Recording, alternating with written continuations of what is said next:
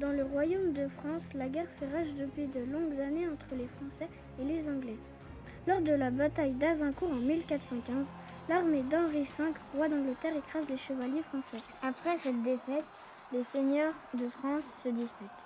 Certains d'entre eux, comme le duc de Bourgogne, font alliance avec l'Angleterre. De plus, le roi de France, Charles VI, est frappé de folie et ne peut plus gouverner. Le royaume est en danger.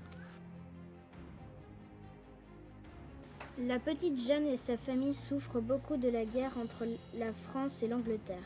Ils habitent dans le village de Domremy, dans une région régulièrement ravagée par les soldats anglais de Bourguignon. Fidèles au dauphin Charles, héritier de la couronne de France, les habitants du village résistent coûte que coûte. Au coin du feu, on raconte des histoires de braves chevaliers français pour garder espoir. La situation du pays est de plus en plus difficile. Très pieuse, Jeanne va régulièrement à l'église et prie pour le royaume. Un jour, elle entend de mystérieuses voix.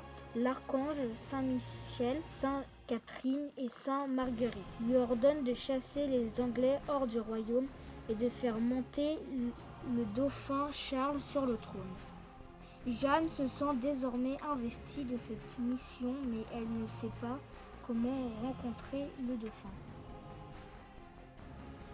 Les années passent et Jeanne continue à entendre ces voix. Dans la région, la rumeur se répand, Dieu aurait parlé à la jeune fille pour l'aider à libérer la France des Anglais.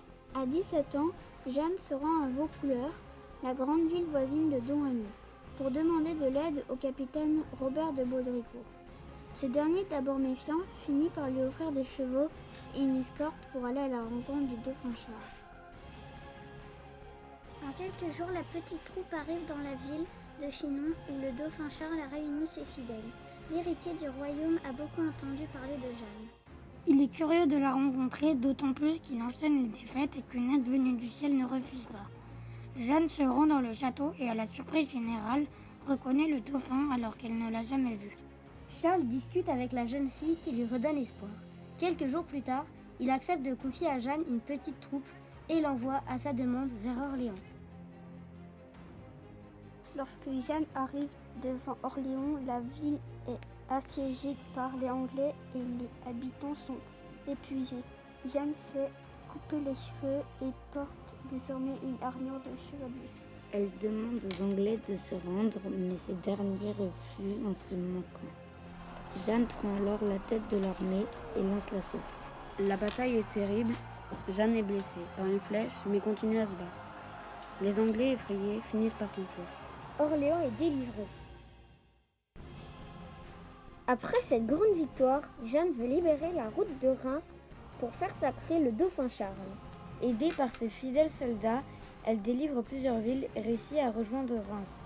C'est dans cette ville que depuis des centaines d'années, les héritiers de la couronne sont sacrés rois.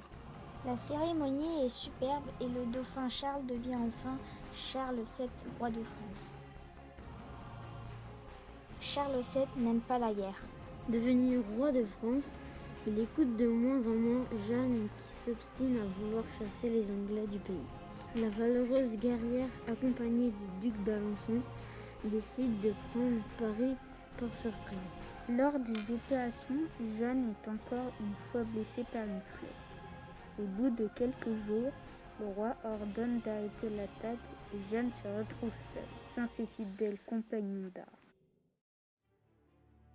Au grand malheur de Jeanne, le roi de France négocie la paix avec les Anglais et les Bourguignons, mais ces derniers essayent de reprendre des villes perdues l'année précédente. Impatiente de livrer bataille, Jeanne se rend au secours de Compiègne avec 150 soldats. Jean de Luxembourg, lieutenant bourguignon, parvient à capturer Jeanne. Faite prisonnière, celle-ci tente plusieurs fois de s'évader. Au bout de quelques mois, elle est livrée aux Anglais.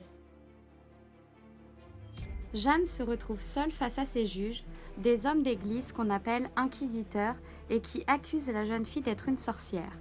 Le procès est dirigé par l'évêque Pierre Cochon, allié des Anglais qui détestent Jeanne. Après plusieurs mois de procès, Jeanne est condamnée au bûcher. Elle est brûlée vive à Rouen le 30 mai 1431. Jeanne d'Arc reste aujourd'hui encore une héroïne nationale. Sa légende a traversé les siècles pour devenir l'un des symboles les plus marquants de l'histoire de France.